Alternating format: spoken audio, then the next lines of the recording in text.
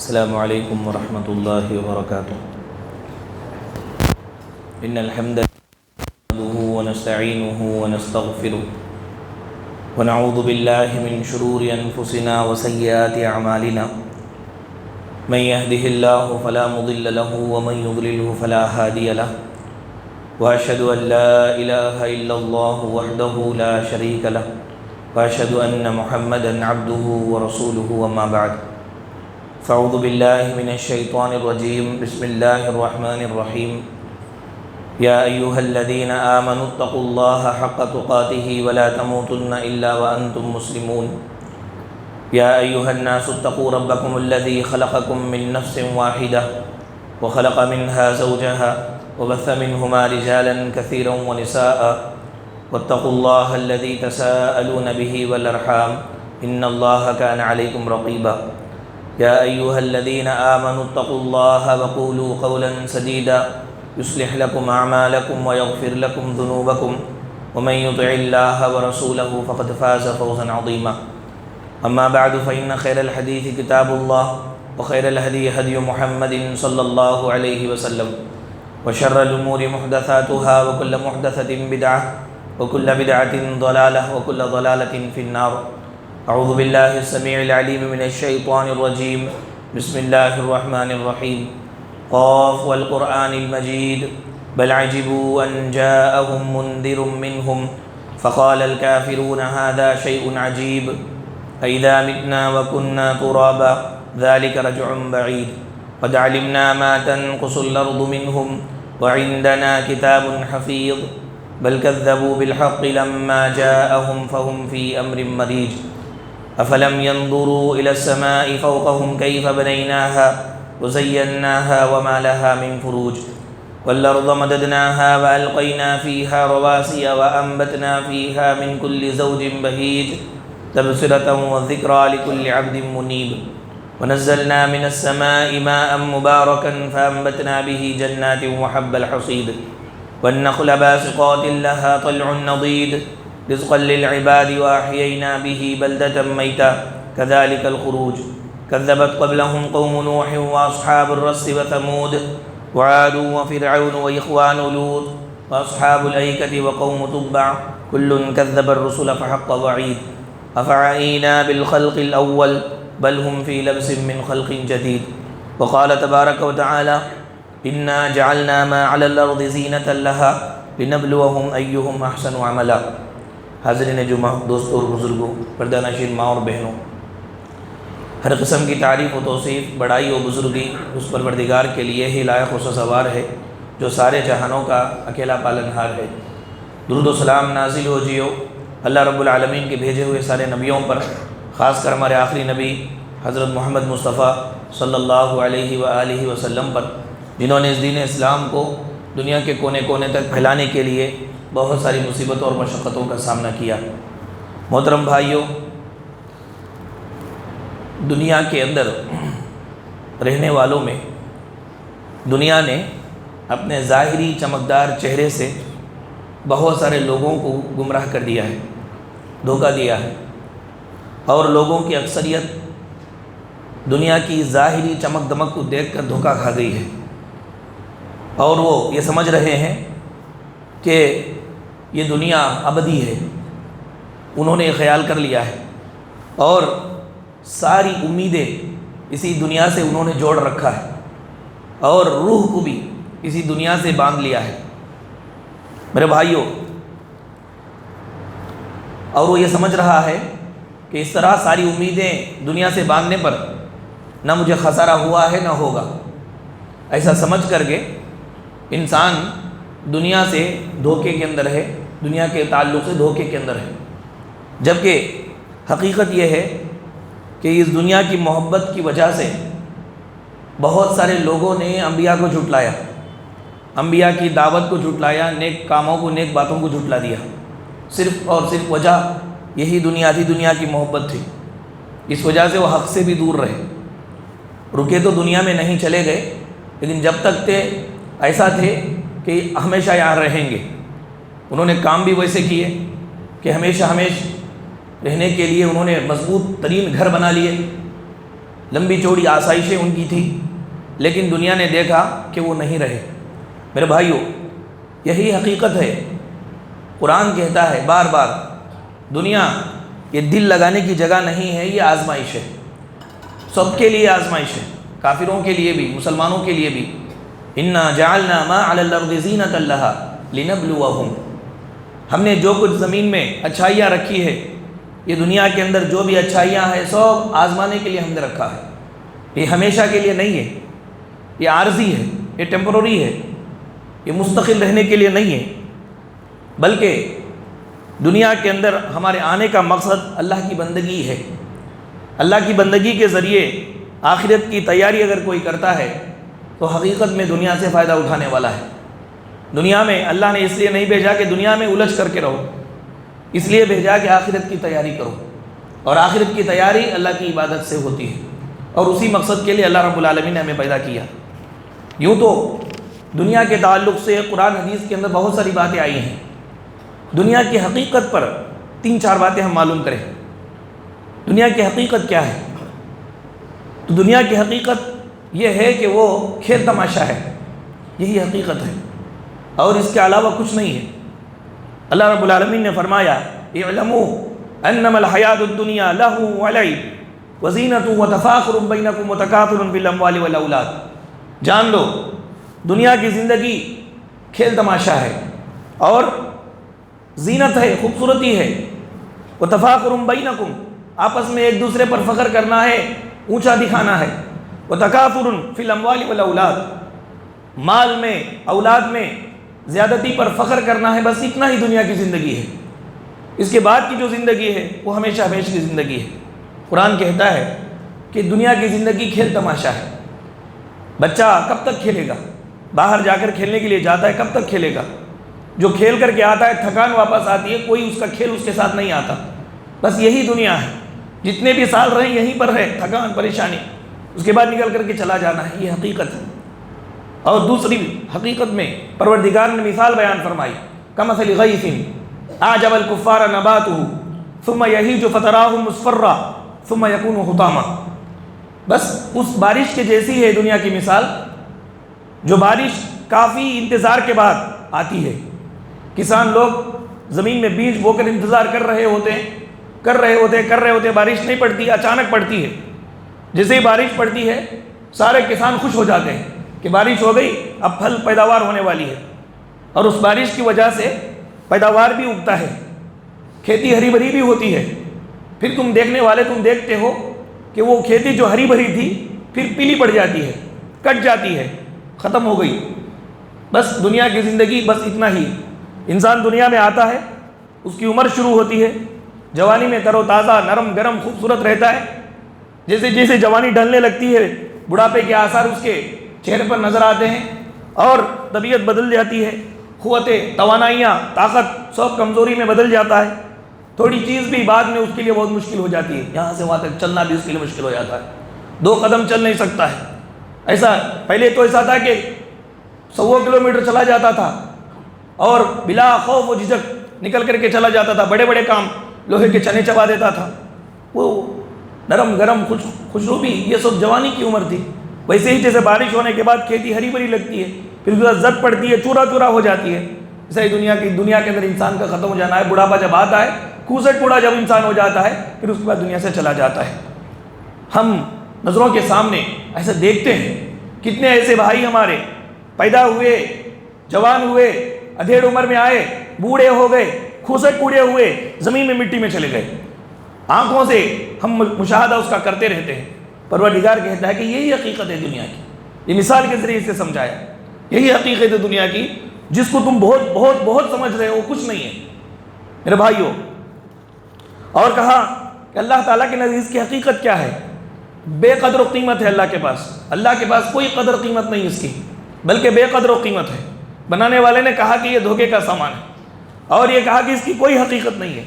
حضرت سعد بن سعد رضی اللہ عنہ کی روایت میں ہے، اللہ کے رسول صلی اللہ علیہ وسلم نے فرمایا، لو کانت الدنیا تعدل عند اللہ جناح بعوضہ ما سقى کافرا منها شربۃ ماء، اگر دنیا کی کوئی قدر و قیمت اللہ کے نزدیک مچھر کے پر کے برابر بھی ہوتی مچھر کتنا ہوتا ہے، اس کا پر کتنا ہوتا ہے، اس کے پر کے برابر بھی کوئی اہمیت اللہ کے پاس ہوتی تو یہ کافر کو ایک لقمہ پانی، ایک گھونٹ پانی پروردگار نہیں دیتا، اپنے نافرمان کو ایک گھونٹ پانی نہیں دیتا، جبکہ کافر آج مسلمانوں سے اچھا خاصا کھاتے پیتے اور رہتے سہتے ہیں۔ پروردگار کے نزدیک مچھر کے پر کے بھی برابر اس کی حقیقت نہیں ہے، اہمیت نہیں ہے۔ صحابہ کرام اللہ کے رسول صلی اللہ علیہ وسلم کے ساتھ نکل کر ایک مرتبہ جا رہے تھے، اللہ کے رسول کی نگاہ ایک مرے ہوئے بکری کے بچے کے اوپر پڑی۔ پیارے نبی نے کہا کہ اس کو لے لو۔ صحابہ کرام نے کہا کہ یا رسول اللہ اس کو کیسے ہم لیں گے، اس کو تو اس لیے پھینک دیا گیا ہے کہ وہ مر گیا ہے۔ پیارے نبی نے کہا کہ اس کے مر جانے کی وجہ سے، اس کے بے وقات ہونے کی وجہ سے اس کو پھینک دیا گیا ہے، اس لیے تم نہیں لے رہے ہو؟ کہا کہ ہاں۔ تو اللہ کے رسول نے فرمایا کہ یاد رکھو، جس طرح یہ جانور مرنے کی وجہ سے بے وقات ہو چکا ہے، تمہارے نزدیک اس کی کوئی اہمیت نہیں ہے، دنیا بھی اللہ کے نزدیک اس طرح ہی ہے، اس سے بھی گئی گزری ہے، اللہ کے نزدیک اس کی بھی کوئی اہمیت نہیں ہے، بے قدر و قیمت ہے۔ اور یہ کہا، حضرت مستورد بن شداد کی روایت میں دنیا کی حقیقت کو بتلاتے ہوئے کہا، سمندر کہاں ہے، قطرہ کہاں ہے؟ پیارے نبی نے فرمایا آخرت کے مقابلے میں دنیا بس اسی طرح ہے کہ تم میں سے کوئی آدمی سمندر کو جائے، دریا کو جائے، اپنی انگلی اس دریا میں ڈبوئے، پھر انگلی کو نکالے، اب وہ انگلی کے اندر جو قطرہ پانی رکا ہوا ہے یہی دنیا ہے، اور سمندر کی جو وسعت ہے پانی کی وہ آخرت ہے، یہ حقیقت ہے دنیا کی۔ بس یہ جتنی بھی خوبصورت وہ ہے وہ ایک قطرہ، اس سے زیادہ کچھ نہیں ہے، ایک قطرہ ہے، اس سے زیادہ کچھ نہیں ہے، کچھ بھی نہیں ہے، کچھ بھی نہیں ہے۔ بارہا قرآن حدیث کے اندر اس کی بے ثباتی اور اس کی حقیقت کو پروردگار نے واضح طور پر بیان فرمایا۔ سلف ہمارے یہ کہا کرتے تھے کہ دنیا ایک کھیتی ہے اور اس کی بیج جو ہے یہ ہمارا عمل ہے، کٹائی کا دن آخرت ہے۔ یہ صرف ایک کھیتی ہے، یہ کچھ نہیں ہے۔ ہم بیج بوئیں گے تو وہ بیج آخرت میں جو ہے پھلدار درخت بن کر کے نکلے گی، اس کے علاوہ کچھ نہیں ہے۔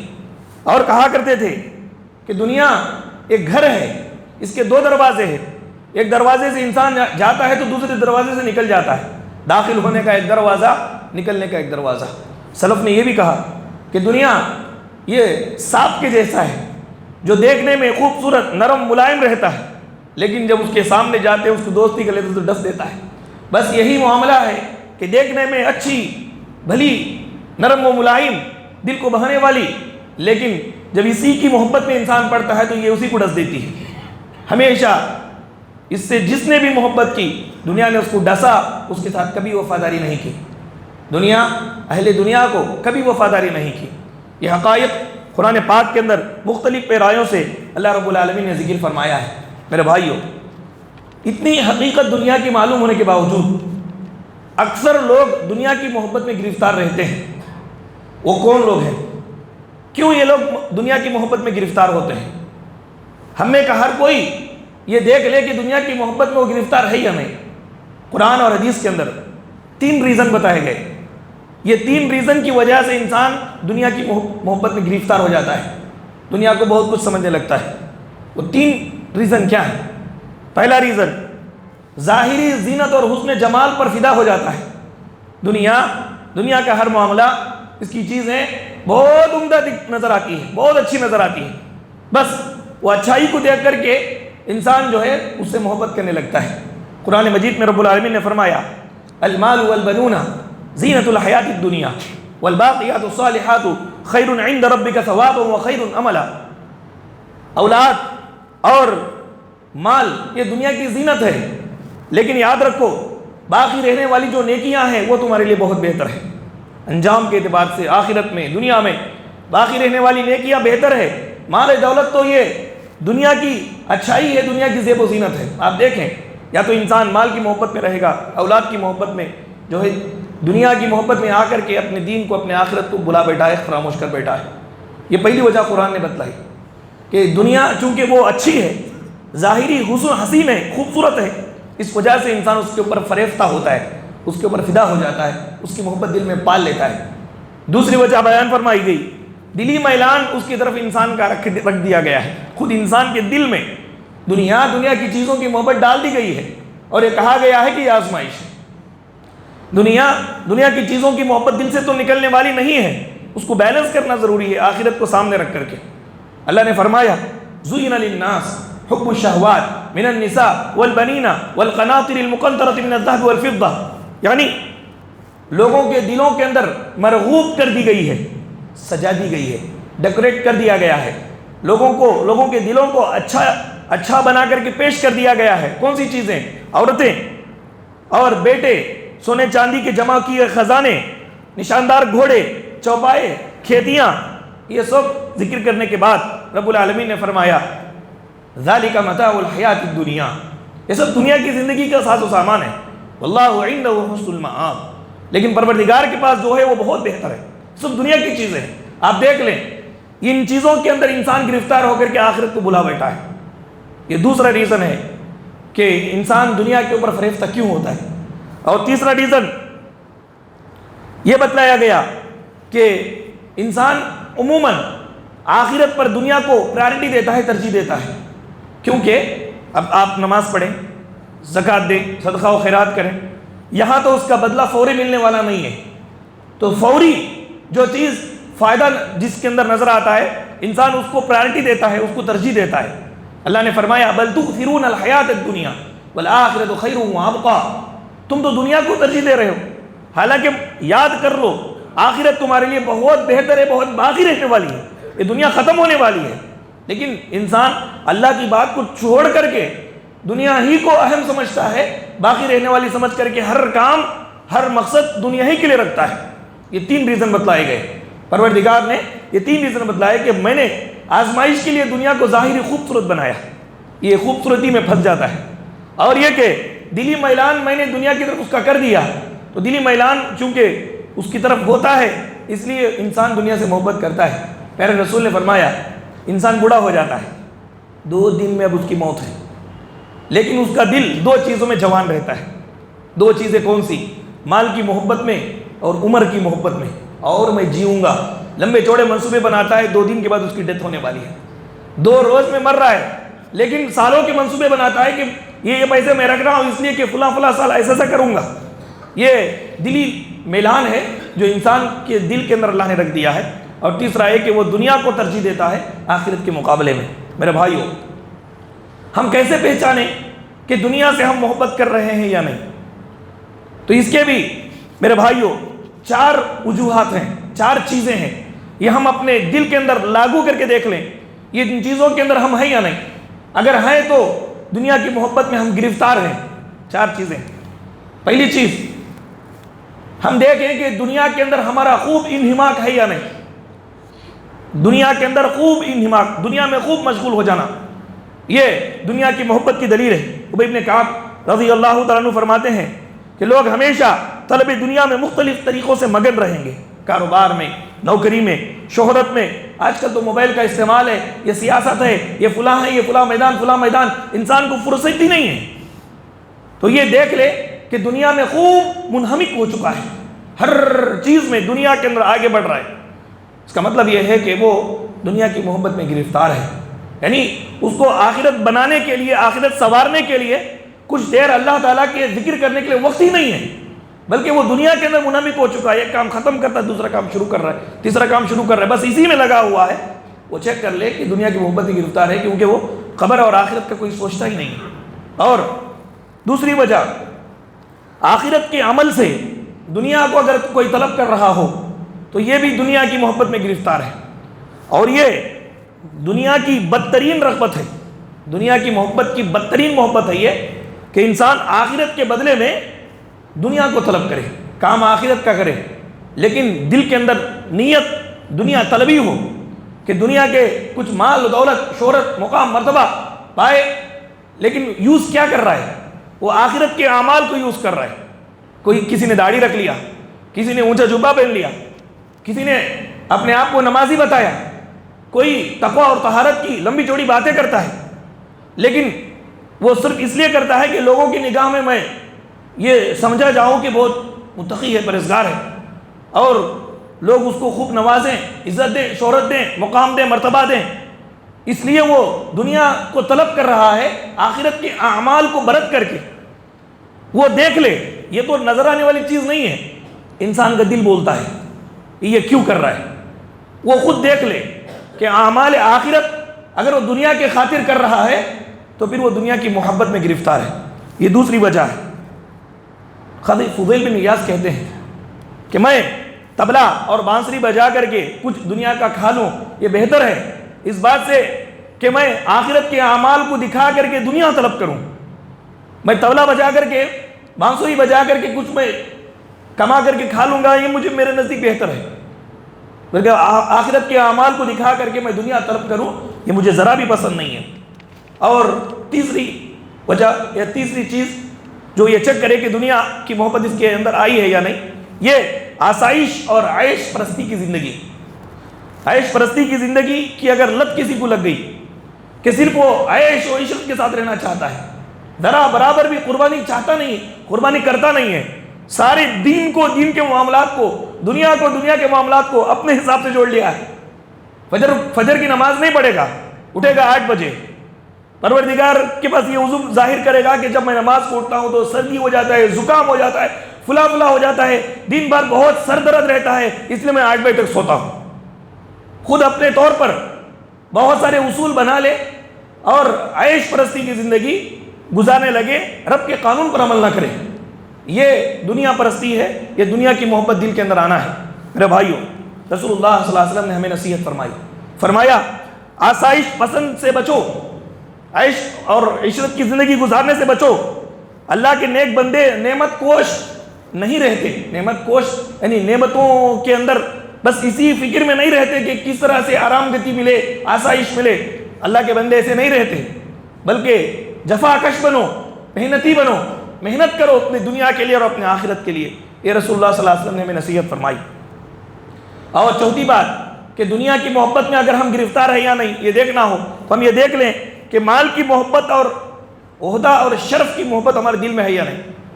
خوب مال کو للچائی ہوئی نظر سے دیکھتا ہے، للچائی ہوئی نظر سے مال کو دیکھنا، مال و دولت کو دیکھنا، مالداروں کے پیچھے پھرنا، ان کے کلبے چاٹنا اور ان کی اچھائیاں بولتے رہنا، ذرا بھی ان کو تکلیف نہیں ہوئی جیسا باتیں بولنا، اور دل کے اندر یہ خواہش کرنا کہ لوگ مجھے امیر بنا دے، مجھے بڑا بنا دے، میں لوگوں پر میں حکومت کروں. اس طرح کی جو خواہشات ہیں یہ اصل میں دنیا کی محبت کی دلیل ہے. آپ دیکھ لیں دنیا کی محبت جس کی دل میں رہتی ہے وہ مال سے بھی خوب محبت کرتا ہے. تو اللہ کے رسول صلی اللہ علیہ وسلم نے بیان فرمایا کہ یہ 2 چیزیں انسان کے دل میں آتی ہے، اس کے ایمان کو تباہ کر دیتی ہے، اس کے ایمان کو تباہ و برباد کر کے دیتی ہے. مثال دے کر کے رسول اللہ نے فرمایا 2 بھوکے بھیڑیوں کو ایک بکرے کے ریوڑ میں چھوڑ دیا جائے، یہ بھوکے بھیڑیے بکروں میں اتنا نقصان نہیں پہنچائیں گے جتنا نقصان یہ مال کی محبت لیا ہوا آدمی اور عہدے کی محبت لیا ہوا آدمی کے دل کے اندر جو ایمان ہے وہ ایمان کو ان سے نقصان پہنچتا ہے، ایمان غلط ہو جاتا ہے، برباد ہو جاتا ہے. میرے بھائیو، یہ 4 مظاہر ہیں دنیا کی محبت ہمارے دل کے اندر ہے یا نہیں. یہ دیکھنے کے لیے 4 مظاہر خود چیک کریں. اگر ہے تو پھر دنیا کی محبت میں گرفتار ہے. جو حقیقت پروردگار نے بیان فرمائی اس حقیقت کے خلاف ہم زندگی گزار رہے ہیں. دنیا کی محبت دل میں رکھنے کے برائیاں کیا ہیں؟ یہ بھی بہت ہیں. 6 برائیاں معلوم کریں گے. سب سے بڑی برائی دنیا کی محبت دل میں رکھ کر کے جینے کی، کہ دنیا کی محبت سے ہر برائی سے انسان قریب ہو جاتا ہے. ہر برائی کی گویا کہ جڑ ہے دنیا کی محبت. علامہ ابن القیم رحمہ اللہ کہتے ہیں ہر خرابی کی کنجی یہ دنیا کی محبت اور لمبی امیدیں ہیں. ہر برائی کی ہے. جتنے بھی برائیاں ہیں دنیا کی محبت دل میں رکھنے والوں کو ہی وہی لوگ اس کے اندر آگے بڑھتے ہیں. یہ اس کی برائی. دوسری برائی دنیا کی محبت کی کہ آخرت سے پہلے دنیا میں بھی عذاب، آخرت میں بھی عذاب. سلف کہا کرتے تھے کہ دنیا کے اندر دنیا کی محبت کرنے والا کیسے سزا پائے گا؟ اپنی مرغوبات کو حاصل کرنے کی کوششیں کر رہا ہوتا ہے. یہ کوششیں ہی اس کے لیے عذاب ہے. وہ جن چیزوں کو چاہتا ہے ان چیزوں کو حاصل کرنے کے پیچھے پڑتا ہے. ان چیزوں کے اندر وہ بہت ساری ناکامیاں آتی ہیں، کامیابیاں ملتی ہے، پریشانیاں اٹھاتا ہے، گالیاں کھاتا ہے، بدنام ہوتا ہے، مار کھاتا ہے. یہ سب اس کے لیے عذاب ہے کیونکہ وہ دنیا ہی کے اندر سب کچھ چھوڑ کر جانے والا ہے. یہ جو مرغوبات ہے، اس کے جو پسندیدہ چیزیں، یہ پسندیدہ چیزوں کو حاصل کرنے کے لیے جو کوششیں کرتا ہے، سلف نے وہ کوششوں کو عذاب میں شمار کیا ہے کیونکہ وہ کوششیں ایسی کوششیں ہیں جو بیکار ہے، اس کی کوئی فائدہ نہیں۔ اور دوسرا عذاب یہ برزخ کا عذاب ہے، یہ خطرناک عذاب ہے، یعنی حسرت اور افسوس کا عذاب۔ کیسے؟ یعنی انسان کو اس کے محبوب چیزوں کے درمیان، انسان اور اس کے محبوب چیزوں کے درمیان رکاوٹ ڈال دی جاتی ہے۔ دنیا میں کچھ ایسی چیزیں اس کو محبوب تھی، اس کے بغیر وہ جی نہیں سکتا تھا، رہ نہیں سکتا تھا، وہ ساری چیزیں اس سے دور کر دی جاتی ہے۔ غم میں، ڈپریشن میں، پریشانی میں وہ مبتلا رہتا ہے، تڑپتا رہتا ہے، وہ چیز مجھے مل جائے، کھانے کی ہو، پینے کی ہو، صحبت کی ہو، یا استعمال کرنے والی چیزیں ہو جن کا وہ دنیا کی محبت سے عادی ہو چکا ہوتا ہے۔ اللہ رب العالمین عذاب کے طور پر وہ ساری چیزیں اسے دور کر دیتا ہے۔ خبر کی زندگی میں نہ وہ نرم بستر، نہ گرم ماحول، یا اسی طرح سے دنیا کی جو آسائش ہے، عیش پرستیاں جو رکھے تھے، یہ ساری چیزیں ختم ہو جائیں گی۔ چھوٹا زمین کا ٹکڑا، 2 گز زمین کا ٹکڑا، چھوٹا سا اس کا گھر ہے۔ پروردگار ہر ایک قسم کی نعمت سے اس کو محروم کرے گا، احساس اس کو دلائے گا۔ وہ جب احساس شعور میں آئے گا تو جن جن چیزوں کو دنیا میں چاہتا تھا وہ چیزیں محروم رہیں گی، تو ایک الگ قسم کی پریشانی اس کو شروع ہو جائے گی۔ میرے بھائیو، یہ عذاب ہے دنیا کی محبت دل میں رکھنے کا۔ کوئی بھی چیز ملتی ہے تو الحمدللہ، نہیں ملتی ہے تو کوئی بڑی بات نہیں ہے، انشاءاللہ جنت میں ہم کو ملے گی۔ آدمی جب ذہن کو اتنا صاف رکھتا ہے تو ہر چیز اللہ رب العالمین اس کے لیے آسان کر دیتا ہے۔ اور تیسرا عذاب تو اللہ نے بیان فرمایا کہ آخرت کا عذاب ہے، آخرت کا عذاب اس کو ملے گا دنیا کی محبت کی وجہ سے۔ تیسری برائی دنیا کی محبت دل میں رکھ کر کے جینے کی، ذکر الہی سے لذت اور سرور نہ ملنا۔ اللہ کے ذکر میں مٹھاس اور مزہ اللہ تعالیٰ اس کو ختم کر دیتے ہیں۔ علامہ ابن تیمیہ کہتے ہیں کہ بے شک دل کو اللہ تعالیٰ نے اس کی یاد کے لیے پیدا کیا ہے، دل کو اللہ تعالیٰ نے اپنی یاد کے لیے پیدا کیا ہے۔ دل کے لیے اللہ کا ذکر ایسے ہی ہے جیسے جسم کے لیے غذا ہے، جسم کے لیے کھانا پینا کیسا ہے، دل کے لیے اللہ کا ذکر ویسے ہی۔ بھائیو، بیماری کی وجہ سے جسم کو کھانے کی لذت محسوس نہیں ہوتی ہے، ایسے ہی دنیا کی محبت دل میں آنے کی وجہ سے دل اللہ تعالیٰ کی ذکر کی لذت کو نہیں پاتا ہے۔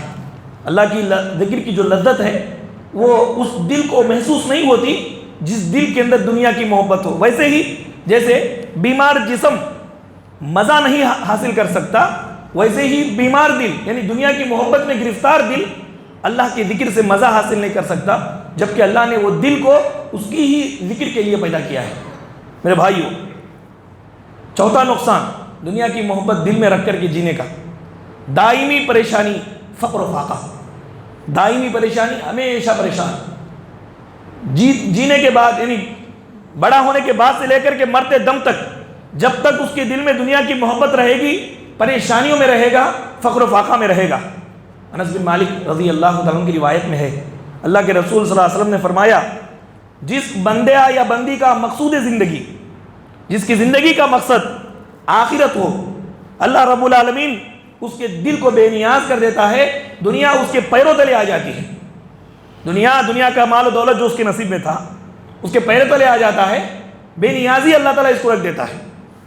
اور جس آدمی کی دنیا کی زندگی کا مقصد صرف اور صرف دنیا کی محبت ہو، دنیا کمانا ہو، پروردگار اس کی محتاجی کو اس کے سامنے ظاہر کر دیتا ہے، اس کے جمع خاطر کو پریشان کر دیتا ہے۔ یہ جو جمع ہوا ہے اس کی زندگی کے اندر، تو اس کی جو سیٹنگ ہے زندگی کی سیٹنگ پورا اللہ بکھیر دیتا ہے، منتشر کر دیتا ہے۔ یہ کام ہوا ختم، دوسرا شروع ہوا، دوسرا ختم ہوا، تیسرا خراب ہوا، تیسرا جب جو خراب ہوا تھا اس نے اچھا کیا تو چوتھا جو ہے کھڑا ہوا ہے اب خراب ہونے کے لیے۔ اس طرح پورے کا پورا سسٹم اس کا منتشر ہو جاتا ہے، پروردگار اس کو پریشانیوں میں رکھتا ہے، اور اللہ تعالیٰ اس کے فقیری کو اس کے سامنے ظاہر کرتا ہے، اس کو نصیب کے مطابق ہی ملے گا۔ یہ صرف سوچ میں بدلاؤ کی وجہ سے دنیا کے اندر، یعنی زندگی، مقصدی زندگی اگر آخرت ہے، اللہ کی رضا ہے، اللہ تعالیٰ سارے معاملات کو سمیٹ دیتا ہے اور بے نیاز بھی کر دیتا ہے، اور اس کی دنیا کا نصیبہ اس کے پاؤں کے سامنے لا کر کے رکھ دیتا ہے۔ لیکن جس کو صرف جو آدمی صرف دنیا کے لیے جیتا ہے، محبت دنیا کی دل میں لیے ہوا، پریشانیاں ہی پریشانیاں، دائمی فقیری۔ اور ایک نقصان یہ بتایا گیا کہ ایسے آدمی کو دنیا ہی مقصود بن جاتی ہے۔ یہ بہت بڑا نقصان ہے۔ ایک ہوتا ہے ٹارگٹ، ایک ہوتا ہے وسیلہ۔ آپ یہاں سے حیدرآباد جا رہے ہیں، حیدرآباد جانے کے لیے آپ ٹرین پکڑے، بس پکڑے، بذریعہ کار جائیں، سائیکل کے ذریعے سے جائیں، یہ سب یہاں سے وہاں تک جانے کے وسیلہ ہے، ذریعہ ہے، ہدف نہیں ہے ہمارا، ٹارگٹ نہیں ہے. ٹارگٹ وہاں پہنچنا ہے. پروردگار نے دنیا کو، دنیا کے مال و دولت کو، دنیا کی چیزوں کو وسیلہ بنایا، ٹارگٹ نہیں بنایا. لیکن انسان جب دنیا سے محبت کرتا ہے تو یہ وسیلے کو ٹارگٹ سمجھ لیتا ہے کہ بس یہ دنیا مجھے مل جائے، یہ چیز مجھے حاصل ہو جائے، یہ ایسا میں رہنے لگا ہوں، بس اسی میں وہ مست و مگن رہتا ہے. جبکہ ٹارگٹ الگ ہے، ہدف الگ ہے، وسیلہ ہے یہ ہمارا. اس وسیلے کو پکڑ کر کے پروردگار نے ہمیں آخرت کو کمانے کا حکم دیا. جو وسیلہ ہو، اب کوئی بس میں بیٹھا ہوا ہے کہیں جانے کے لیے، جس سیٹ پہ بیٹھا ہوا ہے اب اس کو سنوار رہا ہے، پینٹ کر رہا ہے اور بڑی بڑی قیمتی چیزیں وہاں پہ لگا رہا ہے. ادھر ادھر پیسنجر دیکھنے والے کیا کر رہے ہیں بھائی، 4 گھنٹے کے بعد تو اتر جائے گا، مانتا ہی نہیں ہے، بس اپنی پوری جمع پونجی اسی پہ خرچ کر رہا ہے. بس یہی چیز ہے، یہ وسیلہ ہے وہاں تک جانے کا، اصل ٹارگٹ تو اس کا آخرت ہے. بس وہ اپنے سفر کے جو وسیلہ ہے اس کو صحیح اصل بنا لیا ہے. یہ برائی ہے کہ آدمی دنیا ہی کو مقصود اور غایت سمجھنے لگتا ہے، دنیا کے انجام کو بھول جاتا ہے، آخرت کے انعام کو بھول جاتا ہے. آخرت کے انعام کے لیے دنیا میں محنت کرنا چاہیے میرے بھائیوں. اور ایک آخری نقصان یہ بتایا گیا کہ ہیبت اس کے دل سے، اس کی ہیبت لوگوں کے دل سے اٹھ جاتی ہے اور اللہ کی مدد ختم ہو جاتی ہے. دنیا کی محبت دل میں پالنے کی وجہ سے اس کی ہیبت لوگوں کے دلوں سے اٹھ جاتی ہے، اللہ کی مدد ختم ہو جاتی ہے. پیارے رسول صلی اللہ علیہ وسلم نے بیان فرمایا، حضرت ثوبان کی روایت میں ہے کہ پیارے رسول نے فرمایا کہ کافر قومیں عنقریب تم پر ایسے ٹوٹ پڑیں گی جیسے بھوکا دسترخوان پر ٹوٹ پڑتا ہے. بھوکا دسترخوان پر ٹوٹ جیسے پڑتا ہے ویسے کافر قومیں مسلمانوں پہ ٹوٹ پڑیں گی. صحابہ کرام نے کہا یا رسول اللہ ایسا کیوں ہوگا، کیوں ٹوٹ پڑیں گی؟ ٹوٹ پڑنے کا مطلب یہ ہے کہ مسلمان ہارے ہوئے ہوں گے، کافر جیتیں گے، کافر ظلم کریں گے، بڑے ہو جائیں گے. صحابہ کرام کو یہ بات سمجھ میں نہیں، اللہ کے رسول سے پوچھا تو اللہ کے رسول نے کہا کہ ہاں تمہاری تعداد اس وقت زیادہ رہے گی لیکن تمہاری کوئی اہمیت نہیں رہے گی. تمہارا ڈر، رعب، دبدبہ لوگوں کے دلوں میں نہیں رہے گا، بلکہ وہ تم کو ڈرائیں گے، وہ تم کو ستائیں گے، وہ تم پر ظلم کریں گے. صحابہ کرام نے کہا ایسا کیوں ہوگا؟ پیارے نبی نے کہا تمہارے دل کے اندر وہن آ گیا ہوگا، اس وجہ سے ایسا ہوگا. اللہ کی مدد بھی نہیں آئے گی اور تم لوگوں کے نزدیک ہلکے بھی ہو جاؤ گے. وہن کیا ہے اللہ کے رسول؟ تو رسول اللہ صلی اللہ علیہ وسلم نے فرمایا حب الدنیا و کراہیت الموت، دنیا کی محبت اور موت سے نفرت، یہ جب تمہارے دل میں آ جائے تو تم لوگوں کے لیے ہلکے بن جاؤ گے، اللہ کی مدد ختم ہو جائے گی. یہ مذمت ہے، یہ برائی ہے. انسان اگر دنیا کی محبت دل میں رکھتا ہے تو اس کی کوئی اہمیت لوگوں کے دلوں میں نہیں رہتی، اللہ تعالیٰ نکال لیتے ہیں. رعب، دبدبہ اس کا کوئی نہیں رہتا. پیارے رسول کا ایک معجزہ تھا، نصرت بالرعب مسیرۃ شہر، 1 ماہ مسلسل سفر کرنے کے بعد یہاں سے 1 مہینہ آپ جرنی کر کے جاؤ، جہاں پہ آپ رکیں گے وہاں پہ دشمن ہے، رسول اللہ کا نام وہاں لیا گیا. 1 ماہ کا سفر طے ہونے کے بعد وہاں پر دشمن ہے، اس کے سامنے رسول اللہ کا نام لیا گیا، وہاں پر اس کے دل میں کپ کپی آئے گی. یہ رسول اللہ کا معجزہ ہے. اور اہل ایمان کا بھی یہ معجزہ کہ وہ رعب دار رہتے ہیں، لیکن جب دنیا کی محبت اس کے دل میں آتی ہے اللہ یہ رعب ختم کر دیتا ہے، اللہ تعالیٰ ہلکا بنا دیتا ہے اس کو. کوئی اس کی قدر و قیمت نہیں رہتی، بلکہ لوگ اس کے اوپر ظلم کریں گے، پریشانیوں میں مبتلا کریں گے، الگ الگ طریقے سے ستائیں گے. پریشانی کیوں؟ اس لیے کہ اس کے دل میں وہن آ گیا ہے، موت سے نفرت آ گئی ہے، دنیا سے محبت آ گئی ہے. میرے بھائیوں، یہ دنیا کی محبت کا فلسفہ، حقیقت یہی ہے کہ دنیا کی محبت اصل میں ایک فتنہ ہے. اس فتنے سے انسان جتنا بچتا رہے، آخرت کے لیے نیک عمل کرنے کی اتنی توفیق اللہ دے گا. دنیا کی محبت میں اگر وہ گرفتار رہ کر کے مر جائے تو دنیا نے آج تک کسی کے ساتھ وفا نہیں کیا، اور کبھی یہ نہ سمجھے کہ وہ ہمارے ساتھ وفا کرے گی، بلکہ دنیا کو ہم استعمال کریں گے، دنیا کو استعمال کریں گے اور اس کو وسیلہ بنائیں گے. ہمارا ہدف آخرت ہے، ہمارا ہدف جنت کو کمانا ہے، اللہ کی رضامندی ہے. یہی وہ سوچ ہے جس کو بارہا قرآن و حدیث کے اندر بار بار بتلایا گیا ہے. اللہ تعالیٰ ہمیں صحیح سمجھ اور حسن عمل کی توفیق نصیب فرمائے. اللہ تعالیٰ جب تک دنیا فانی میں زندہ رکھے، ایمان اور اسلام کی حالت میں زندہ رکھے، جب خاتمہ ہو تو بالخیر ہو. اللہ تعالیٰ ہم تمام لوگوں کو قبر کے عذاب سے بچائے، جہنم کے عذاب سے بچائے، اور جتنے بھی لوگ ایمان کی حالت میں یہاں سے جا چکے ہیں اللہ تعالیٰ ان تمام لوگوں کو عذاب قبر اور عذاب جہنم سے بچائے. آمین. وآخر دعوانا ان الحمد للہ رب العالمین. إن الحمد لله نحمده ونستعينه ونستغفره ونعوذ بالله من شرور أنفسنا وسيئات أعمالنا من يهده الله فلا مضل له ومن يضلله فلا هادي له وأشهد أن لا إله إلا الله وحده لا شريك له وأشهد أن محمدا عبده ورسوله أما بعد فإن خير الحديث كتاب الله وخير الهدي هدي محمد صلى الله عليه وسلم وشر الأمور محدثاتها وكل محدثة بدعة وكل بدعة ضلالة وكل ضلالة في النار. أعوذ بالله السميع العليم من الشيطان الرجيم. بسم الله الرحمن الرحيم. إن الله يأمركم بالعدل والإحسان وإيتاء ذي القربى وينهى عن الفحشاء والمنكر والبغي يعظكم لعلكم تذكرون. اذكروا الله يذكركم وادعوه يستجب لكم ولذكر الله تعالى أعلى وأولى وأتم وأهم وأجل وأكبر.